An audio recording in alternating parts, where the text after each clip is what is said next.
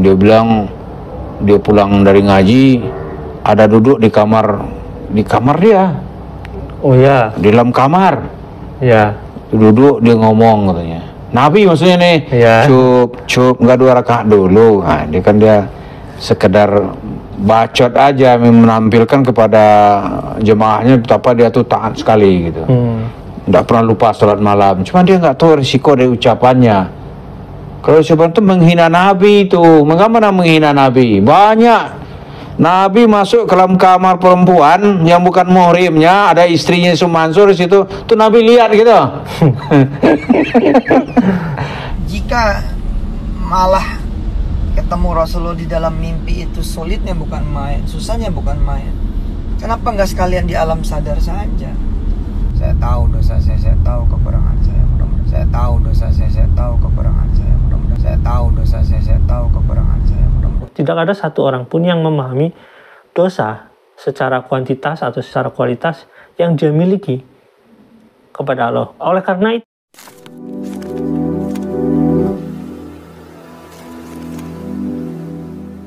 Assalamualaikum warahmatullahi wabarakatuh. Welcome back to my channel Tech Tibdi. Ya teman-teman, ini masih berkaitan dengan katakanlah Yusuf Mansur yang mengaku bahwasanya itu ilmu ihsan. Jadi masih hubungan dengan video Kang Deddy ya. Kenapa saya bahas ini? Karena memang Kang Deddy Sepriyadi itu ngambil dari TikTok saya. Jadi dia ngambil yang durasi 1 menit itu dari TikTok saya, terus diklarifikasi sama Yusuf Mansur. Oleh karena itu, saya nanti akan membandingkan dengan video saya dengan Ustadz Tabrani yang membahas tentang video, sebenarnya bukan cuma satu, tentang Yusuf Mansur itu soal masalah ihsan ini. Jadi banyak. Jadi sehingga kalau Yusuf Mansur ngeles sebenarnya ya ngeles namanya juga ya, klarifikasi. Tapi kita lihat deh video klarifikasi yang berikutnya karena ada hubungannya ya. Yuk kita lihat dulu video klarifikasinya yang berikutnya. Ini berikutnya ya. Yuk check it out. Bukankah harusnya kita bahagia begitu? Bukan harusnya kita gembira? Bukannya seharusnya kita senang? Bukan lagi sekedar bersamai dan dibersamai. Ada Rasulullah loh, hidup loh bersama kamu, bersama kalian. Sekali lagi ini kalau dilihat dari kacamata orang yang insya Allah lembut, senang dengan bahasa-bahasa majasi, kiasan, atau malah bahasa pergaulan sehari-hari, insya Allah ini menyenangkan gitu. Bagaimana kemudian kita menghidupkan dan menghadirkan Rasulullah dalam kehidupan kita? Bahkan Allah sendiri kita hadirkan, bukan dihidupkan ya, dihadirkan. Wong ihsan itu ka'annaka tarahu, bahkan seakan-akan kita benar-benar melihat Allah. Fa illam takun tarahu fa innahu yaraka. Kalau kita tidak akan bisa melihat Allah dan benar-benar tidak akan bisa melihat Allah, maka yakinilah Allah benar-benar melihat kita. Rasulullah udah meninggal, Rasul udah mati, siapa juga. Bahkan sekedar mimpi saja hanya orang-orang tertentu, hanya orang-orang mulia dan terhormat di sisi Allah dan Rasulnya yang bisa bermimpi kemudian ketemu dengan Rasulullah. Tapi apa peluang buat kita orang-orang biasa? Apa peluang buat kita ini orang-orang rendahan yang nggak punya derajat apa-apa di sisi Allah dan Rasulnya? Ibadahnya tipis, ibadahnya lemah, ibadahnya jelek, nggak teratur, nggak istiqomah, banyak pula dosa dan kemaksiatannya.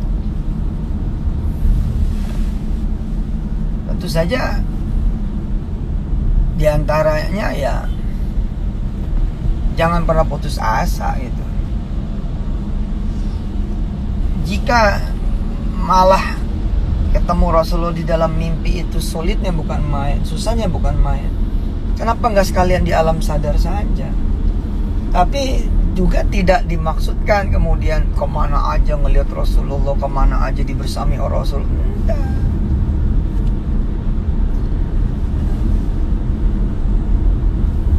Saya pernah ceramah tuh dipotong kan.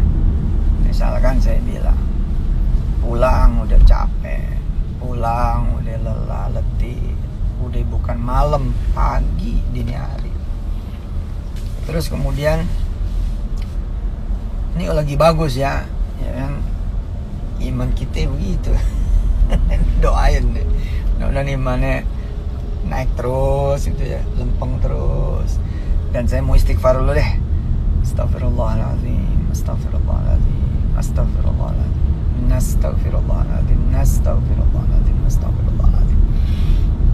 Kami, saya dan kita semua mohon ampun pada Allah Subhanahu wa Ta'ala, takut salah. Oke, kalau lagi lempeng gitu, pulang udah capek, udah letih, udah lelah, malam nih, tengah malam atau bahkan pagi, terus saya mendapati diri saya belum baca surah Al-Mulk. Dengan pengetahuan ihsan, anta'budallah ka'annaka tarahu fa illam takun tarahu fa innahu yaraka. Dengan pengetahuan ihsan juga kepada Rasulullah selain kepada Allah Subhanahu wa Ta'ala, saya membayangkan gitu ya, bahwa ada Rasulullah di pojok kamar saya, ada Rasulullah menunggu di kamar saya. Ini kan bahasa romantisme ya, romantisme iman, romantisme tauhid. Lagi kita beristighfar kepada Allah Subhanahu wa Ta'ala.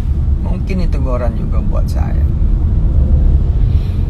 Harus kembali kepada iman yang seperti ini, sehingga saya nggak macam-macam menggunakan mata, telinga, badan, rizki yang diberikan oleh Allah dari Allah, kecuali untuk Allah lagi dan bersih segala-galanya. Saya tahu dosa saya tahu kekurangan saya, mudah-mudahan Allah. Saya tahu dosa saya tahu kekurangan saya, mudah-mudahan Allah. Saya tahu dosa saya tahu kekurangan saya, mudah-mudahan Allah mengampuni saya. Tapi indah gitu ya, ketika kemudian datang ke kamar tengah malam, letih, lelah, ya, bahkan gak pengen cuci kaki, gak pengen sikat gigi, dah pengen langsung rebah gitu, boro-boro wudhu, boro-boro baca surah Al-Mulk. Tapi dengan pengetahuan ihsan yang dibangun gitu ya, bahwa seakan-akan kita melihat Rasulullah, dan Rasulullah kita yakini melihat kita dengan izin dari Allah Subhanahu wa Ta'ala. Kita ngebayangin ada Rasulullah di kamar ini gitu. Oke, itu teman-teman videonya. Jadi itu video klarifikasi yang dilakukan sama Yusuf Mansur itu tentang ilmu ihsan. Oke, secara materi jadi kelihatannya lembut, kelihatannya bener gitu kelihatannya. Tapi masih ada ego di sana. Biar teman-teman bisa ngebandingkan sebenarnya yang dibahas Yusuf Mansur tadi apa dan bagaimana pendapat Ustaz Tabarani. Kita lihat dulu videonya. Yuk, check it out. Yang kedua itu ajaran sesat Yusuf Mansur. Ya. Itu kita buat. Sebenarnya ada 3, tapi satu lagi belum kita terbitin sih. Ajaran sesat Yusuf Mansur itu diantaranya itu kan dia ceramah di TV One kalau nggak salah itu. Yang dia bilang dia pulang dari ngaji, ada duduk di kamar dia. Oh ya. Di dalam kamar. Ya. Duduk dia ngomong katanya. Nabi maksudnya nih. Ya. Cup nggak 2 rakaat dulu. Nah, dia sekedar bacot aja menampilkan kepada jemaahnya betapa dia tuh taat sekali gitu. Nggak pernah lupa sholat malam. Cuma dia nggak tahu risiko dari ucapannya. Kalau ucapan itu menghina Nabi itu, bagaimana menghina Nabi? Banyak Nabi masuk ke dalam kamar perempuan yang bukan muhrimnya, ada istrinya Yusuf Mansur di situ, tuh Nabi lihat gitu. Yang kedua, ya kan? Oh, kalau Nabi datang masuk dalam kamar orang gitu, oh berat hukumnya tuh. Iya. Iya kan? Iya. Itu ndak dia pikir tuh, dia bohong tuh dia nggak mikir. Yang kedua, saya melihat tuh Nabi itu keluar dari dalam kuburnya kan gitu, dari Ruhnya ini mah ruhnya, tapi kan ngomong. Berarti ya, dia nampak kan? Kalau ruh kan ndak lihat. Kalau lihat, ya. Di ngomong tuh namanya mah yakazah namanya tuh. Tapi bahasanya pakai bahasa Betawi. Jadi Nabi ngomong bahasa Betawi khusus untuk Yusuf Mansur. Jadi Yusuf Mansur itu punya kekhususan gitu. Ya bohong sekali. Padahal. Oke, itu teman-teman videonya. Dari Ustaz Tabrani ya tentang Yusuf Mansur. Nah, teman-teman bisa lihat bahwasanya itu kan bukan cuma satu videonya. Jadi banyak sekali video yang memang Yusuf Mansur itu apa ya, menyalahgunakan atau apalah, intinya ya memang dia sering ngucapin hal seperti itu. Intinya dia pengen dianggap hebat, sebenarnya seperti itu. Dan kalau misalkan sekarang terlihat lebih soft atau bagaimana, terlihat lebih tenang bagaimana, karena dia udah lemah. Maksudnya kalau misalkan dulu masih kuat, masih marah-marah tuh waktu zaman masih baru-baru pada ngungkapin fakta tentang dia, marah-marah, masih ego itu uang haram atau segala, disebut YouTuber kayak gitu, uang dari mana. Padahal ya kita tahu bahwasanya Yusuf Mansur itu ya seperti itu egonya. Jadi makanya kita tetap lanjut lah ya, biarin aja dia ego seperti apa. Nah teman-teman, ada hal penting yang menarik yang perlu saya katakan, bahwasanya mungkin ya, saya tidak bisa mengatakan pasti bahwasanya tidak ada satu orang pun yang mengetahui berapa besar kuantitas atau kualitas dari dosa seseorang, gitu ya. Saya tidak ngebahas tentang Rasulullah, karena Rasulullah aja selalu beristighfar gitu. Jadi tapi saya nggak berani mengatakan bahwasanya Rasulullah mengetahui dosa dia. Tapi saya tidak mengkaitkan satu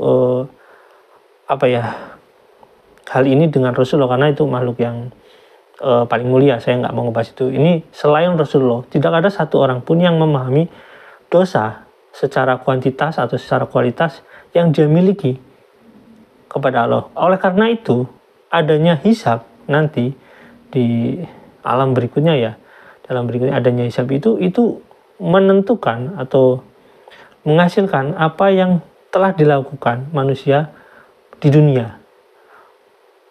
Andai kata orang mengetahui kualitas dosa dia atau kuantitas dosa dia, udah pasti nanti dia akan melakukan hal yang misalkan